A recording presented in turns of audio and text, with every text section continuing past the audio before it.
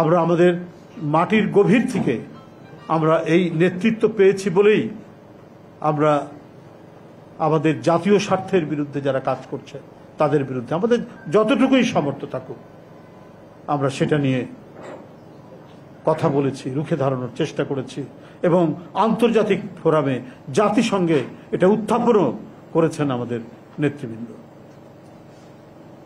জিয়াউর রহমান সাহেব, মরহুম জিয়াউর রহমান সাহেব করেছেন, বেগম খালেদা জিয়া আন্তর্জাতিক ফোরামে নিয়ে গেছেন। তাই যখন দেখি একটা যেন একটা প্রবণতা, একটা স্টাইল, একটা ফ্যাশন হয়েছে, ভারতের বিরুদ্ধে কিছু কথা বললে সে বোধহয় পশ্চাৎপদ, সে বোধহয় আধুনিক নয়, সে প্রগতিশীল থাকবে না, এই ধরনের মধ্যে একটা প্রবণতা, এটা খুব পরিকল্পিতভাবে এই মাইন্ডসেটটা তৈরি করার চেষ্টা চালানো হয়েছে। আমাদের কিছু বুদ্ধিজীবী থেকে শুরু করে অনেকের মধ্যে এই প্রবণতা রয়েছে। কিন্তু এদেশে ভারতীয় আগ্রাসনের বিরুদ্ধে, আধিপত্যবাদের বিরুদ্ধে এই শব্দ, টার্মস, টার্মিনোলজিগুলো ব্যবহারই করেছেন হচ্ছে বামপন্থীরা। কিন্তু এখন সেভাবে তারা সোচ্চার নাই। এখানে যারা রয়েছেন আগ্রাসন বিরোধী, মানে এই পানির উপর বিশ্লেষক বক্তব্য রাখলেন, আরো অনেকে যারা কথা বললেন, তাতে তো আরো তো মানে যে তথ্যটা এসছে যে ইয়েটা তো জানিয়েছে, কি বলে, ফারাক্কা বাঁধ যখন চালু করার বিষয়টা নিয়ে শেখ মুজিবকে বলেছে যে আমরা পরীক্ষামূলকভাবে চালু করব, শেখ মুজিব অনুমতি দিলেন, সর্বনাশ সেদিনই হয়ে গেল। তো সেটা না হয় জানিয়েছেন। এরপরে চুক্তি হয়েছে একটা খুবই প্যাট্রিয়টিক চুক্তি, যেটাকে বলা হয় 77 79। তখন BM আব্বাস সেটি হচ্ছে আমাদের পানি মন্ত্রী, অত্যন্ত দক্ষ একজন মানুষ।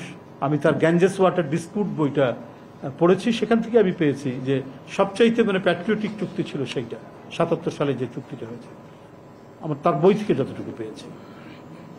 কিন্তু এর পরে তারা আর মনেই করেনি যে বাংলাদেশের সাথে আর কথা বলা দরকার। সে টিপাই মুখ হোক, গজলডোবাই হোক, যেখানেই হোক না কেন। আমার বাড়ি তিস্তা নদী পার হয়ে যেতে হয়, গ্রামের বাড়ি। সেই ছোটবেলায় জানলার ধারে দাঁড়াতাম, সেই প্রাচীন পুরনো সে রেলওয়ে ব্রিজটা যখন পার হতো, কি খরস্রোতা সেই নদী। এখন সেই নদীর মাঝখানে চরে গ্রাম হয়ে গেছে, যমুনার চরগুলো তো গ্রাম হয়ে গেছে। আমরা কিন্তু কেউ এগুলো বিষয় নিয়ে আর সোচ্চার নয়।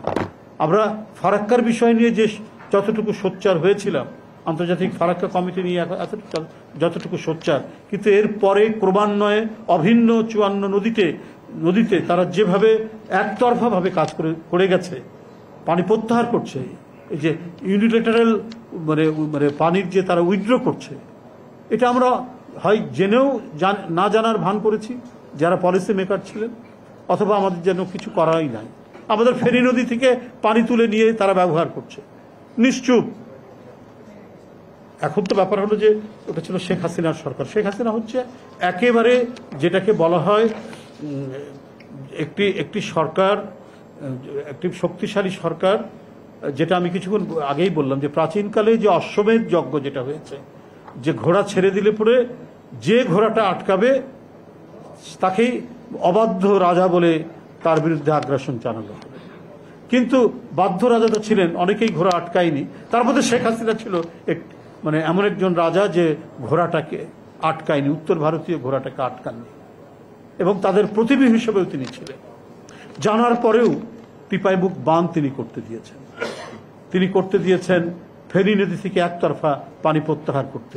এমনকি পরিবেশের ক্ষতি হবে জানা, ইন্ডিয়াতেও ভারতেও সেখানকার পরিবেশবাদীরা আন্দোলন করেছে, মিছিল করেছে, তীব্র প্রতিবাদ করেছে একটা টিপাইমুখ বাঁধের, সেখানেও তারা করেছে, যেটা করা ঠিক হবে না, এটা ভারতেও এটার এফেক্ট হবে। আরেকটা হচ্ছে আপনার রামপাল কয়লা পুড়িয়ে যে বিদ্যুৎ কেন্দ্র, সেটার ব্যাপারে যে সুন্দরবন এর 25 মাইলের মধ্যে, 25 মাইল বা 25 কিলোমিটার এর মধ্যে কোনো মানে কয়লা পুড়িয়ে তাপবিদ্যুৎ কেন্দ্র করা যাবে না। কিন্তু এমনভাবে তিনি আত্মনিবেদন করেছিলেন দিল্লির কাছে, সেই আত্মনিবেদন থেকে শেখ হাসিনা যেন ফিরে আসতে চাননি, তিনি সেটা করলেন এবং তার এফেক্ট শুরু হয়েছে।